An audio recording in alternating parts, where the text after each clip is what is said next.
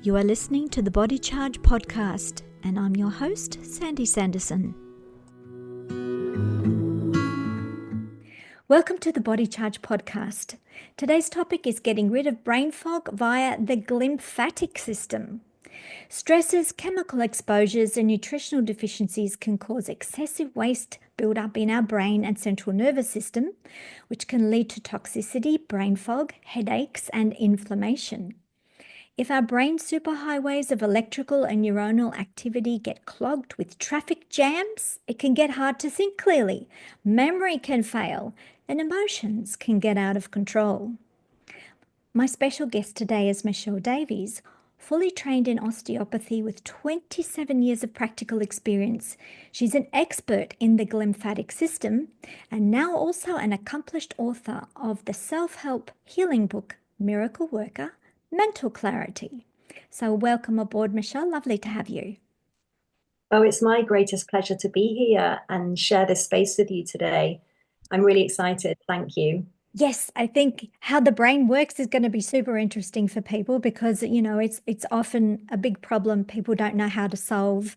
We just feel bad. And, if your brain's not working, it doesn't give you even any solutions. So it's nice to have someone to lay the pathway, if you like. So let's start off with the first question of how does the glymphatic system actually work? So the glymphatic system is similar to the lymphatic system. And probably a lot of your listeners will know about the lymphatic system, which is to clear the debris from the body, the waste, the toxicity. And so the brain has a separate system, and it's called the glymphatic system because of the glial cells which are in the brain. And it is our natural way of the brain clearing the waste because it creates waste, it creates toxins. Normal, that's a normal process that the metabolism. brain goes through. Yeah. Yes. But then it needs also to have a waste disposal unit, which is this glymphatic system. And the cranial osteopathy is a way of accessing that. So the cerebrospinal fluid and the attachments around the brain and the cranial bones, this is how we can access that system and allow it to flow better. So with my hands, I can feel blockages within that flow. And if there's blockages, usually that's indicating that there's been a trauma to the head, actually a head injury, or it can be birth trauma. And then it hasn't seemed as obvious as a head injury or a concussion. And the blockage then leads to symptoms either then as a baby or a child from an injury, or it's silent and it comes out then later on in life. And sometimes that's actually then in a person wanting to take their life because they are reaching that point that they're so desperate. They've actually been suffering silently, a lot of people, because of this problem with their glymphatic system.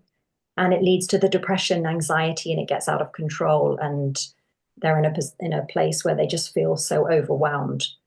But it can start from day one of coming into the world, which is so unfortunate.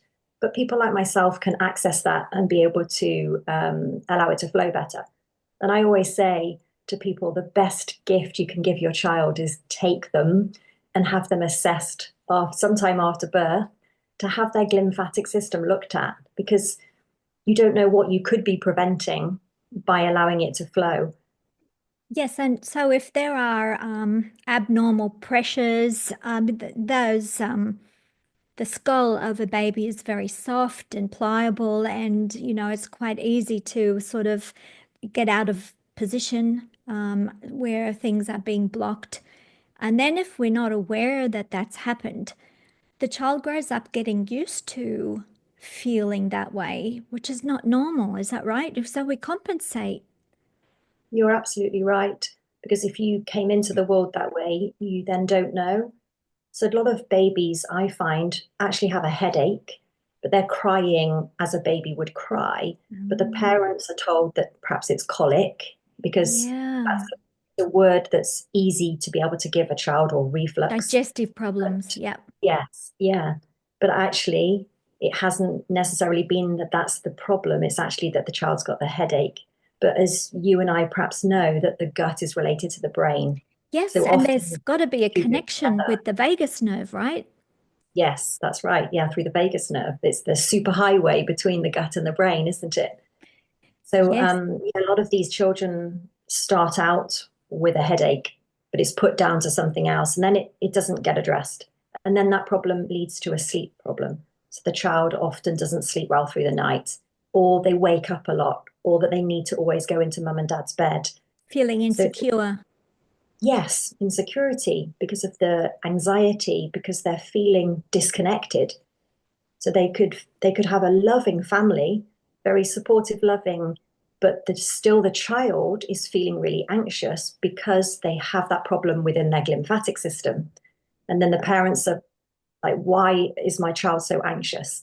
You know, as parents, we're not anxious. We're not creating that anxiety ourselves.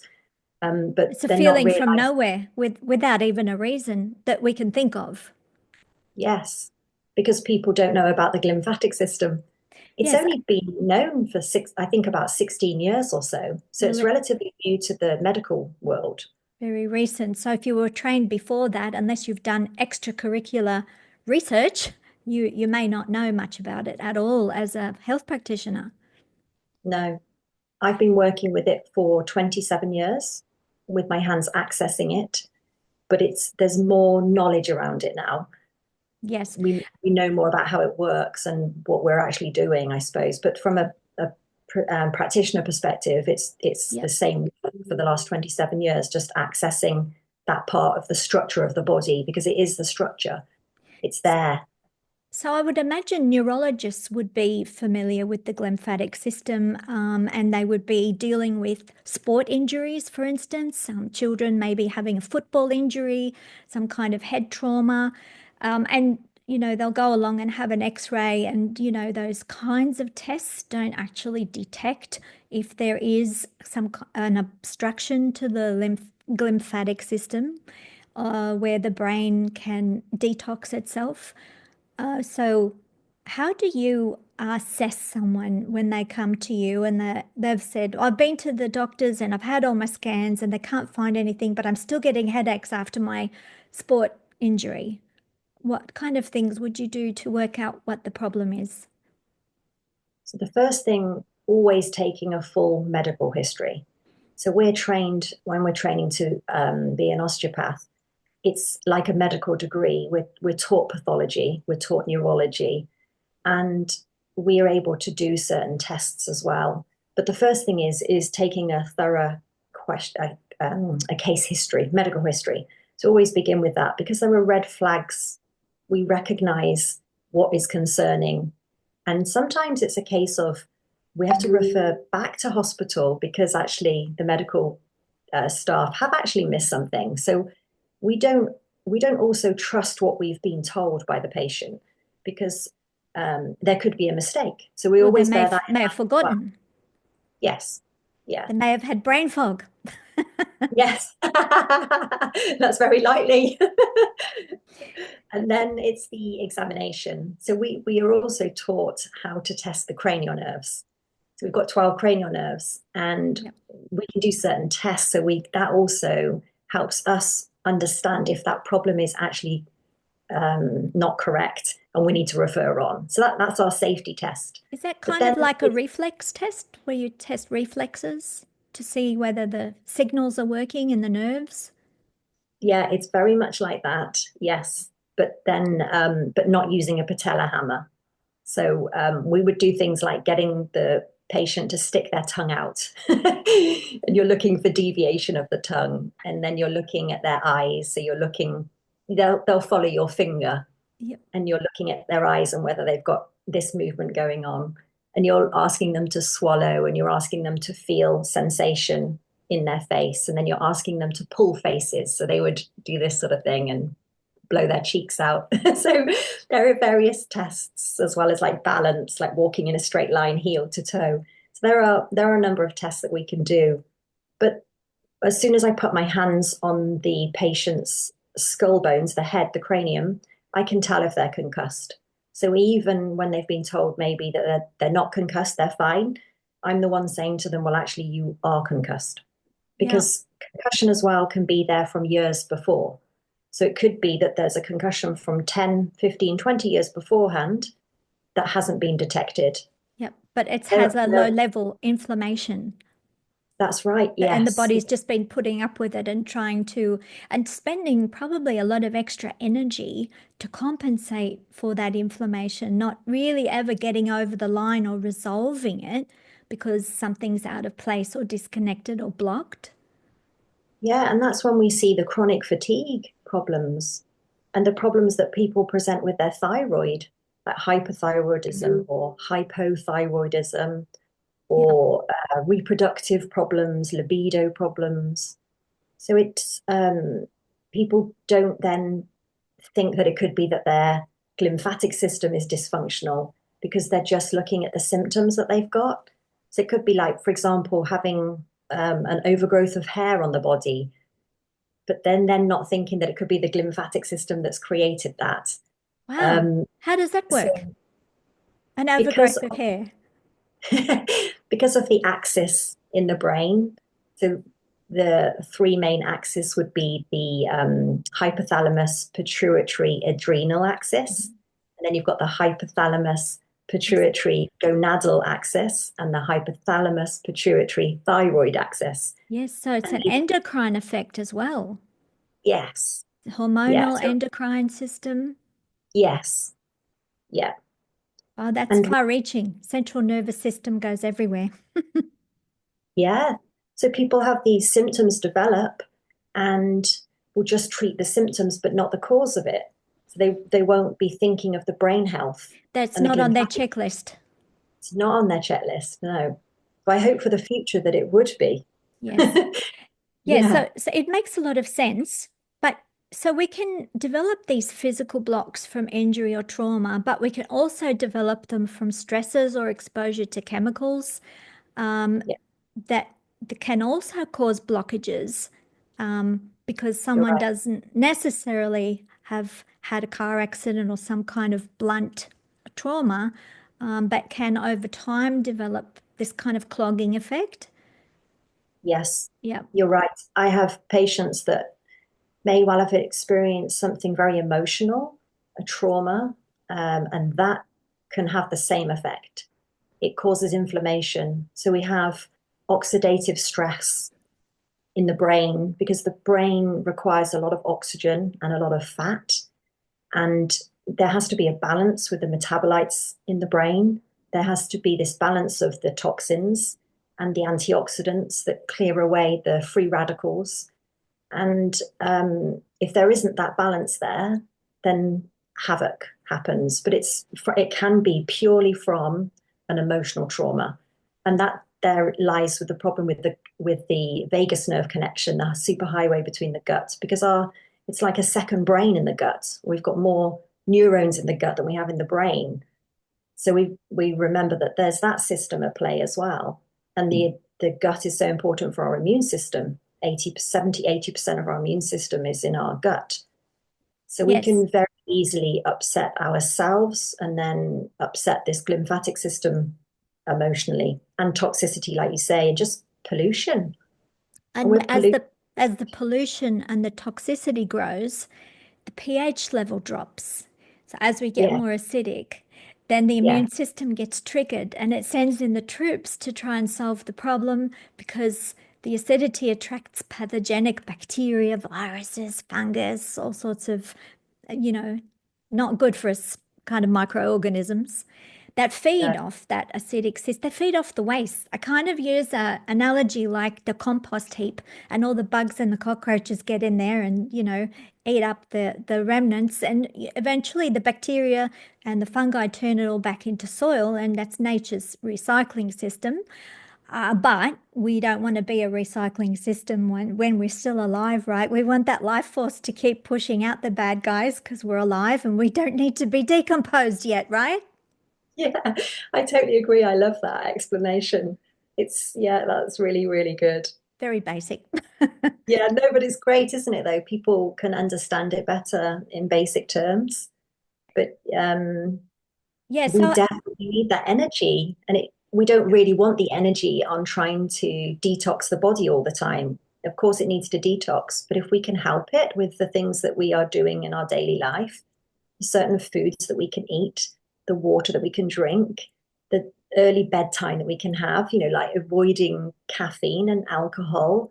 There are big things that we can do that give big results and don't have to cost money either. But what it does cost is the dedication, the discipline, and the willingness of the person, the patient, and the responsibility. And unfortunately, a lot of people won't take the responsibility. And it's that's because it's a probably, discipline, isn't it? And people are it's very hard. reticent to let go of old habits. They're Yes. comfortable shoes. But, when it's time to throw them out, you have to get a new pair, right? Yeah. Yeah. Yes. Yeah, so magnesium plays a big role in that electrical nervous system. And when we build up wastes, maybe there are also exposure to chemicals, heavy metals. There are lots of elements that can block the activity of magnesium. Or people might have kidney issues and we lose excessive magnesium in the urine. Stress causes excessive loss of magnesium. So it's a lot, and we don't get enough from the food supply these days. So we get cut short on both ends. When we don't have enough magnesium, what happens to the glymphatic system and that waste removal system? They're not having enough electrical energy. It's like a chicken and egg thing, isn't it? So you need the place cleaned up so the electricity can flow and the messaging in the nervous system. But if you don't have enough energy, how do you fuel the detox system? Yeah, you are right. Magnesium is so important. And people can do simple things for magnesium, can't they? Not necessarily taking a supplement, but you could have a bath in Epsom salts as a good example. Yes, which They is speak about magnesium sulfate. Yeah. yes, and there are lots of different types of magnesium. Um, but if there is an imbalance, you're going to see muscle cramping, aren't you? And muscle twitching and fatigue and not sleeping very well because it's going to interfere with melatonin and we're Yeah. not going to naturally go into a deep sleep. And, Um, and that, magnesium also suppresses the adrenaline response directly, according yes, to many studies.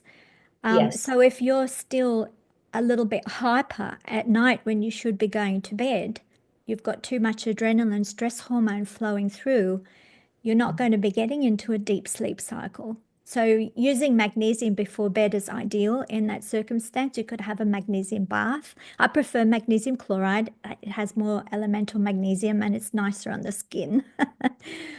And we have in Elektra Magnesium, we've formulated really beautiful magnesium cream moisturizers and lotions and sprays. So it's lots of different kinds of magnesium to suit different skin types because not all of us are the same. no, But you can find something that you like on electramagnesium.com.au. And that's another way to get magnesium nutritionally. It's just that our skin is eating the magnesium instead of having it go through the digestive system and trying to cross the gut wall to the interior, which can't really take a high dose in one go, or many people would know it ends up being a laxative. yeah, people can't sometimes, their system is so depleted, they can't absorb. So even if they were taking the supplements of magnesium, it's difficult to absorb. But if you then, it's better then on the skin because it, like you say, it's then It bypassing is. And you that. mentioned hypothyroid. That means that there's low stomach acid. So that makes it very hard to even extract all the nutrients from the food that you eat because it all starts in the stomach. The way vagus nerve isn't working properly, if the thyroid isn't working properly, you're not making enough stomach acid. That's the beginning of a cascade of, partially digested food, attracting microorganisms. Again, you've got somewhere in the digestive tract, attracting microbes that shouldn't be there and causing bloating and pain and gut disorders and all sorts of issues. So going through the skin makes a lot of sense if there are any digestive issues at all because you can bypass that and it goes in quite quickly and you feel calm and you really feel the effect straight away. It's Yeah. quite magical. The magnesium will help to reduce the inflammation around the brain. It will keep in check the free radicals, the oxidative stress. So magnesium is really important. Yes, it As well, donates two electrons, so it's an electron yeah, donor, which is why it's a great antioxidant. But I also recommend having lots more antioxidants, your lemon juice and your apple cider vinegar and elderberry and there's lots of herbs and beautiful vegetables and lots of ways we can get more antioxidants in the food. So I think using a whole group of different kinds of antioxidants gives you the best chance for optimal definitely. health. Yeah, definitely. And that can be also combined with deep breathing to stimulate the vagus nerve, particularly before going to sleep. That will work really well with the magnesium. So breathing from the diaphragm and not breathing from the upper Yep. ribs, the chest, but Bel breathing deep. belly breathing. Belly breathing. Yep, yep, Yes. So I yep. suggest different types of breathing exercise, but anything that's breathing in and out through the nose and trying to hold the breath for a period of time. So, for example, box breathing would be breathing in for a count of four, holding the breath for four, breathing out for a count of four, and then holding the breath for a count of four. Maybe doing that for 5 minutes before going to sleep. That would be That beneficial because it stimulates the vagus nerve and it puts us into parasympathetic, which is our rest and digest, which nice. is It what we also want at night. sounds very meditative as well, which would bring you into alpha brainwave rhythms. And when we're in that relaxation phase of alpha, everything works so much better, doesn't it? So we have to rest in order for cells to detox, for new cells to be built. All of that cleaning and building process only happens when we're in, as you said, the parasympathetic mode. Does not happen when we're in fight or flight. No, and it doesn't happen for the first few hours that you go to sleep either. It's when the glymphatic system is only detoxing the brain when you go into a deep sleep. And some people don't go into a deep sleep because they've been drinking too much coffee or alcohol, and they might not realize that they're not going into a deep sleep. But what Yes. they will realize is that they're not waking refreshed. And they'll No. say, well, I've been asleep all night. Why do I feel so Mm. tired? Well, actually, you didn't actually sleep in a deep sleep. That's a good So, point because I know people have said, well, I have alcohol to make me feel sleepy. And I'm going, no, no, no, no, no. Alcohol's more stimulating. It just yeah. stops you from going into a deep sleep. And doesn't it, it wakes people up around 2 a.m. because the liver is starting to detox. So it like fires the liver up. So people often say that they wake at around that time, early hours, but that's actually when you need to be in the deep sleep because your glymphatic system is just starting to work. Yes. So, And there's yeah, there's also a strategy of going to bed early enough, so well before midnight, because if you go to bed after midnight, that means the rest of your sleep is also light. It doesn't necessarily go into those deep sleep cycles. I found this with myself. If I stay awake too late, even after 11, I find my best sleep is around 10:30 to 11. The later it gets, the harder it is to get to sleep. Isn't it I weird? agree. Yeah, Yeah. I'm the same. I say to my patients, try to be in bed by 10. That Hmm. means at 9 p.m. you've turned your phone off and that you're not stimulating your brain. And then you're ready to sleep at, let's say, 10. And but definitely by 10:30, you're asleep. So then you could go into your deep sleep and your brain can clean itself. Yeah, And then so you could there's wake a up refreshed. certain steps they call sleep hygiene, like Yes, to prepare the body. So you're moving into a routine or rather a ritual, isn't it? It's kind of a ritual. You could have a cup of herbal tea just to calm the vagus nerve and to make you feel relaxed. And then you might put like a little soft light on, read a book for a little while. Obviously turn off any other noises and certainly don't look at your computer screen or phone for what they say, I think it's 2 hours before you intend to go to bed. Is that right? I usually say an hour, but An hour. maybe, I mean, 2 hours is great, but you find that people just, they can't do that. I They know can't I even can't do do one that. I hour. can't do that. Like I have to catch up because I have long working days. And by the time you get dinner out of the way and wash up and all the chores are done, It's like I just want to sit down, have a cup of tea, and just let the screen wash over me for a little bit to catch up on what's the news that I missed. Because I'm really half there mentally anyway, but it's passive, isn't it? Yes. But then, not to do it just before bed, to have that quiet time, soft lighting, because you don't want to be overstimulated visually. Um, Anything else you can think of for that sleep hygiene? Maybe have a magnesium bath. Yeah, definitely the magnesium bath, but also humming and making sounds. For example, om. So if you say that Um, noise, or e, there are different sounds that stimulate the vagus nerve, and also humming. oh, that sounds like fun. You could go That's through the vowels, couldn't you? A, E, I, O, U. Hum the vowels. yeah, because that would also put you into rest and digest and grounding. It's also good if you can take off your shoes and socks and put your feet on the ground. So some people, wherever they live, they can do that. Not here in the UK now. Yeah. Not before bed. I don't think I'd like to put my feet on the ground, but No, it's a bit cold. that's another, yeah. But that is another way, grounding. I actually have Yep. a grounding sheet on my bed. Yep. Um, That works yes, for people. And don't have anything plugged in within 2 meters of where you sleep. Charge your I phone agree. outside. Yep. Yes, yeah, I also do that. I don't have anything plugged in by my head, so the switches are off. Yeah, and like you say, don't have your phone within 2 meters of where you're And sleeping.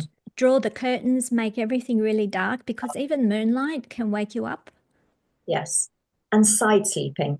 So when you sleep on your side, that improves the glymphatic drainage rather than sleeping on your back or your Right. front. So And side any sleeping is preference for important for left or brain. right? There can be, but that then also depends on if you've got other issues in the body.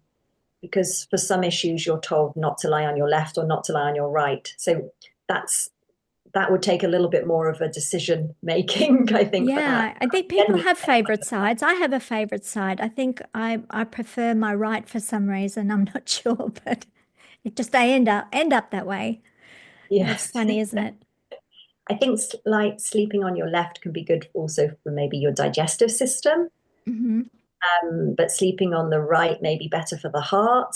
But I might have actually, that might be not 100% correct, but I would just say side sleeping and then maybe look at if you do have any health issues that you address that as well, because you And don't want to be causing yourself more problems. Um, but generally, side sleeping left or right. yes, and switch it around if you can. Yes. And hydration. So making sure that you've been hydrated enough in the day. Because Yep. if you leave it all until the evening and then you hydrate, you're going to be going to the Peeing all toilet. night. Yeah. One thing we found is we have magnesium chloride food grade drops that you can add to your filtered drinking water. And when Mm, you remineralize the water, see, water without minerals goes through you very quickly. It doesn't necessarily hydrate the cells. So when we drink mineral water, like what would be in nature coming down from the mountains in a stream, that kind of really good mineral water has a lot of magnesium in it. So yeah. it's between 30 to 130 milligram measured in different regions and sources of mineral water. But this kind of really high quality mineral water helps the body hydrate better because the cells detect the magnesium and suck up more of the water. So they inflate more and they wash out the waste products better and they take up the nutrients better. So, like you rinse your dishes, everything works better with water, right? Mm. And so if you drink all day the mineral water, that makes a lot of sense. You don't have to pee too much at night. But I still get up once. I think once is still acceptable, but certainly not. I know people have to get up every hour, and I'm going, that's not a life, and that's not a good sleep. And your brain is suffering because the Yeah, glymphatic system isn't cleaning the waste away. So, yeah, that's not good. yeah, I'm yeah. very fortunate. I live near the Malvern Hills. So I actually collect my water from the hill, Oh, from the nice. spring.